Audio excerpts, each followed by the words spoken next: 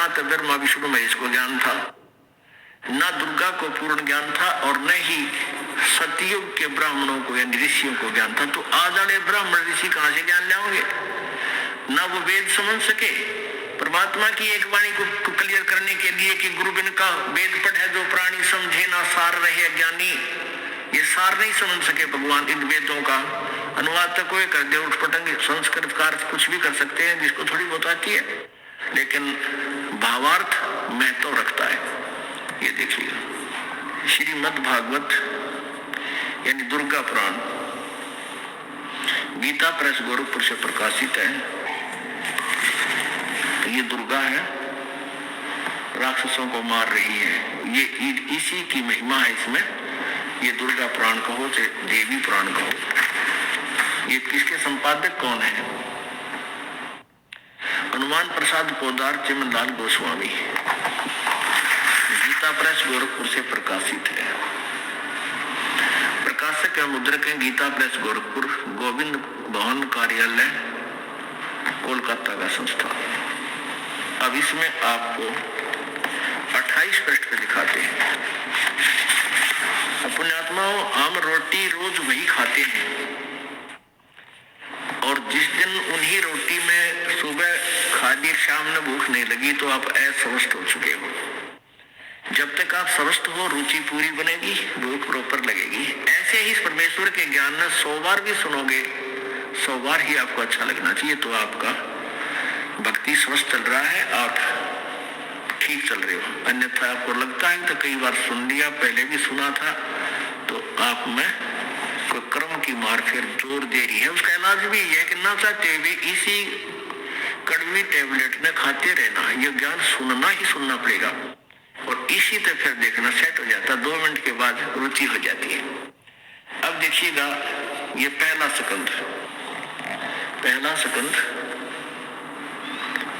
और पृष्ठ 28 पे यहां देखिएगा नारद जी और व्यास जी की वार्ता हो रही है।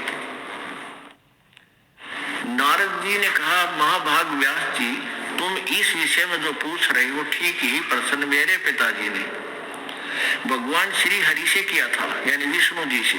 देवादिदेव भगवान जगत के स्वामी है, लक्ष्मी जी उनकी सेवा में उपस्थित रहती है। ये उनकी शोभा बता रखी, वो किसे है भगवान। ये चराचर जगत के आश्रयदाता है। अब क्या कह रहा नारद जी, वे चराचर जगत के आश्रयदाता है, जगत गुरु एवं देवताओं के भी देवता है। ऐसे जगत प्रभु भगवान श्री हरि महान तप कर रहे थे, उनकी समाधि लगी थी। यह देखकर मेरे पिता ब्रह्मा जी को बड़ा आश्चर्य हुआ। अतः उन्होंने उनसे जानने की इच्छा प्रकट की।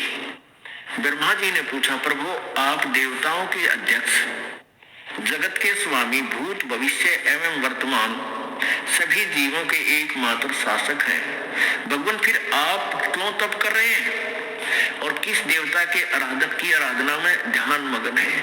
मुझे असीम आश्चर्य तो यह हो रहा है कि आप देवेश्वर एवं सारे संसार के शासक होते हुए भी समाधि लगाए बैठे हैं। अब विष्णु जी ने के ज्ञान दिया, बताया। ब्रह्मा जी के विनित वचन सुनकर भगवान श्री हरि यानी विष्णु जी कहने लगे, ब्रह्मन सावधान होकर सुनो, मैं अपने मन का विचार व्यक्त करता हूँ। देवता दानव मानव सब यही जानते हैं कि तुम सृष्टि करते हो, मैं पालन करता हूँ, और शंकर संहार क्या करते हैं, किंतु फिर भी वेद के पारगामी पुरुष अपनी युक्ति से सिद्ध करते हैं कि रचने पालने और संहार करने की यह योग्यता जो हमें मिली है, इसकी अधिष्ठात्री शक्ति देवी है, यानी दुर्गा है। वे कहते हैं कि जो आगे छोड़ उस शक्ति के अभाव में तुम इस संसार की सृष्टि नहीं कर सकते, मैं पालन करने में सफल नहीं हो सकता, और रुद्र से सहार कार्य भी होना संभव नहीं। ब्रह्मा जी, हम सभी उस शक्ति के सारे ही अपने कार्य में सदा सफल होते आए हैं। अब देखो कितने कंसेप्ट क्लियर होंगे कि ये समर्थ नहीं है ब्रह्मा विष्णु महेश। सुवर्त प्रत्यक्ष और परोक्ष दोनों उदाहरण मैं तुम्हारे सामने रखता हूँ, सुनो। ये निश्चित है कि उस शक्ति के अधीन होकर ही मैं इस शेष नाग के सैया पर सोता और सृष्टि करने का अवसर आते ही जाग जाता हूँ। मैं सदा तप करने में लगा रहता हूँ। उस शक्ति के शासन से कभी मुक्त नहीं रह सकता। कभी अवसर मिला तो लक्ष्मी के साथ सुखपूर्वक समय बिताने का सौभाग्य प्राप्त होता है। मैं कभी तो दानों के साथ युद्ध करता हूँ। अखिल जगत को भय पहुंचाने वाले दैत्यों के विकराल शरीरों को शांत करना मेरा परम कर्तव्य हो जाता है। आगे और तोड़ पाड़ दिया।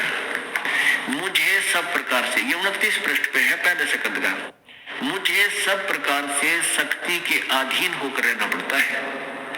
मैं दुर्गा के अधीन हूँ और उन्हीं भगवती शक्ति का, मैं दुर्गा का मैं निरंतर ध्यान किया करता हूँ, यानी मैं उससे की पूजा करता हूँ। और ब्रह्मा जी मेरी जानकारी में इन भगवती शक्ति से, दुर्गा से बढ़कर दूसरे कोई देवता नहीं, यानी इससे ऊपर कोई भगवान नहीं। ये फाइनल गॉड है मेरा। अब दुर्गा क्या कहती है? वो कहती है ब्रह्म की साधना करो, क्योंकि इन्हें ज्ञान, अब जैसे माँ के पेट में प्राणी को पूरा ज्ञान होता है और बाहर आते भूल जाता है, ऐसे ही दुर्गा भी ऊट पटांग, क्योंकि एक सतलोक से निकलने के बाद इनकी ऐसी ही स्थिति हो गई है, इनको यथार्थ ज्ञान नहीं रहा। अब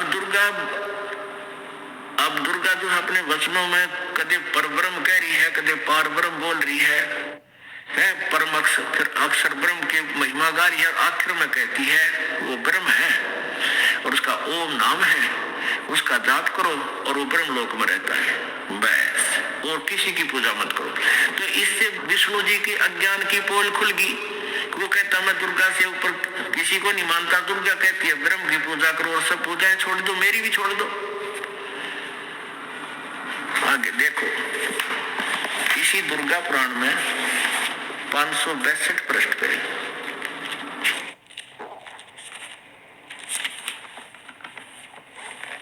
ये है 7वां स्कंद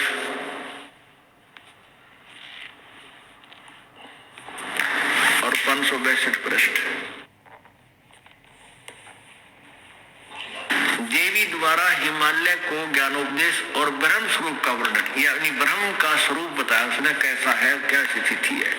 श्री देवी कहने लगी पर्वतराज इस प्रकार योग युक्त होकर, ये तो अपने बारे में कह रही है, यहाँ कहती है उस ब्रह्म का क्या स्वरूप है। यहाँ तो कहती है मेरी साधना कर तो ऐसे कर, आगे लिखा उस ब्रह्म का क्या स्वरूप है, यह बतलाया जाता है। जो प्रकाश रूप सबके अत्यंत समीप में स्थित हृदय रूप गुहा में स्थित होने के कारण गुहातर नाम से प्रसिद्ध है और महान पद अर्थात परम प्राप्य है। वह समस्त प्रजा के ज्ञान से परे है, अर्थात किसी की बुद्धि में आने वाला नहीं है, यह तुम जानो। जो परम प्रकाश रूप, जो सूक्ष्म से अत्यंत सूक्ष्म है, जिसमें संपूर्ण लोक और इन लोकों में निवास करने वाले प्राणी स्थित है, वही यह अक्षर ब्रह्म। अब देखो यहाँ अक्षर ब्रह्म कहा है, वही सबके प्राण है, वही सबकी वाणी है और वही सबके मन है। यह वह परम सत्य और अमृत अविनाशी तत्व है।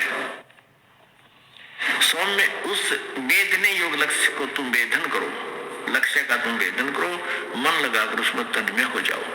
सौम्य उपनिषद में कथित महान अस्त्र रूप धनुष लेकर उस पर उपासना द्वारा तीक्ष्ण किया हुआ बाण संधान करो और फिर भावानुगत चित्त के द्वारा उस बाण को खींचकर उस अक्षर रूप ब्रह्म को ही लक्ष्य बनाकर वेदन करो। उसका के मंत्र बताओ है आखिर में, ओम परमण ओम धनुष है, जीवात्मा बाण है, ब्रह्म को उसका लक्ष्य कहा जाता है। ब्रह्म आगे देखो, उस एकमात्र परमात्मा को ही जाने, दूसरी सब बातें छोड़ दे, यानी अपनी पूजा को भी नकारा करती है और किसी की पूजा नहीं, केवल ब्रह्म पूजा करे। यही अमृत रूप परमात्मा के पास पहुंचने का पुल है। संसार समुद्र से पार होने का अमृत रूप परमात्मा को प्राप्त करने का सुलभ साधन है। इस आत्मा का ओम के जप के साथ ध्यान करो। इससे अज्ञान में अंधकार से सर्वथा परे और संसार समुद्र से पार जो ब्रह्म है उसको पा जाओगे, तुम्हारा कल्याण हो। आगे ना ब्रह्म के ऊपर ओम नाम है, ब्रह्म उसका जाप है। और वो कहाँ रहता है? वह यह सब का आत्मा ब्रह्म ब्रह्मलोक रूप दिव्य आकाश में सचित है, वहां रहता है। अच्छा, ये तो अब ये परमात्मा का एक सेंटेंस, वेद कतेव झूठे ना भाई, झूठे हैं जो समझे नाही, गुरु बिन काहू न पाया ज्ञाना, जो तो था बुझ छड़े किसाना, गुरु बिन वेद पढ़े जो प्राणी, समझे न सार रहे अज्ञानी। गुरु के बिना, इससे सिद्ध है कि ना ब्रह्मा जी को गुरु मिला, ना विष्णु जी को मिला, ना शिव जी को मिला, ऋषि महर्षियों को इनको तो मिलना ही कहा था। यदि गुरु नहीं मिला जो वेदों का निर्णय कर सके। जो परमात्मा आए थे, इन्होंने उनकी बात मानी नहीं, काल प्रेरणा से स्वयं ही विद्वान पाके रहे, सारे समाज का नाश कर दिया इन नकली ऋषियों ने और महर्षियों ने।